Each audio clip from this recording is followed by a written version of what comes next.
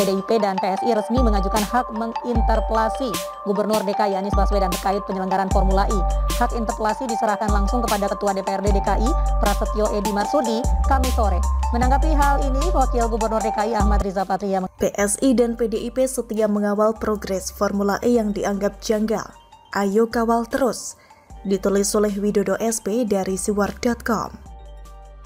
Kembali bertemu dengan ulasan seputar Formula E yang rasanya masih akan menarik perhatian setidaknya sampai awal Juni, khususnya pada hari H di mana ajang balap mobil listrik itu akan digelar menurut jadwal resmi penyelenggara. Kalau kemarin banyak yang membahas dan meributkan soal ketidakjelasan tender proyek ambisius dari Anies Baswedan itu, kini fokus sedikit beralih seiring diumumkannya pemenang tender yang ternyata tidak jauh dari relasi pertemanan dengan pihak Pemprov DKI Jakarta. Itulah yang membuat PDI Perjuangan dan PSI gerah, lalu kembali mengeluarkan statement buat mengkritisi progres terkini proyek Formula E tersebut. Semua bermula saat Jack Pro menyebut PT Jaya Konstruksi Manggala Pratama Tbk sebagai kontraktor yang terpilih untuk mengerjakan sirkuit Formula E yang rencananya langsung akan dibangun pada awal Februari ini, meski sudah lewat 1 minggu. Katanya sih, proses pelaksanaan tender ini telah melalui beberapa tahapan seleksi pengadaan yang dilaksanakan secara terbuka dan transparan. Tapi hal ini malah ditepis oleh kader PSI yang berkata, "Jadi sejak berkala saya rutin liatin eproknya Jack Pro, tapi tidak ada di situ. Saya lihat tidak ada sama sekali. Sampai Sabtu kemarin ada informasi bahwa sudah ada pemenang tender. Ini tendernya di mana nih? Karena saya lihat eproknya, jeda antara 25 Januari sampai 5 Februari nggak ada. Tiba-tiba muncul dan diumumkan juga ada pemenangnya," kata Sigit Widodo selaku jubir PSI. Keraguan karena dugaan ada kejanggalan soal transparansi hingga pelaksanaan tender juga datang dari PDI Perjuangan. Lewat pernyataan anggota fraksi Gilbert Simanjuntak yang dilansir dari laman detik.com berikut ini. "Buat saya sepertinya ada yang kurang pas. Seiring waktu kita coba telusuri nanti.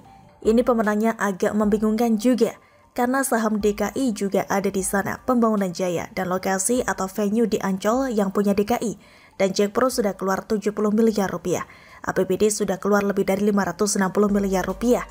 Sebenarnya yang biayai Formula E ini rakyat DKI. Panitia pelaksana tidak terlihat mengeluarkan biaya apa, tapi kalau bicara terlalu sesumbar." Pernyataan soal asal dana yang nantinya dipakai untuk pembiayaan pembangunan sirkuit juga menarik untuk dikritisi. Karena Gilbert dengan lantang menyebut, dari Jaya Konstruksi sebagai pemenang tender juga aneh. Mereka biayai sendiri atau Pemprov lewat CSR atau gabungan keuntungan BUMD diam-diam dialokasikan ke Formula E. Banyak sekali pertanyaan karena ini jelas tidak rasional kalau kesannya Jakon seakan Sinterklas. Saya jadi ingat ulasan Bung Adi Armando yang memuat soal perhitungan biaya pembuatan sirkuit Formula E yang jika dihitung dengan benar, maka biaya yang pernah disebut kisaran 50 miliar rupiah disebutnya tidak cukup untuk membangun sirkuit bagus bertaraf internasional yang seharusnya menelan biaya setidaknya minimal 5 kalinya.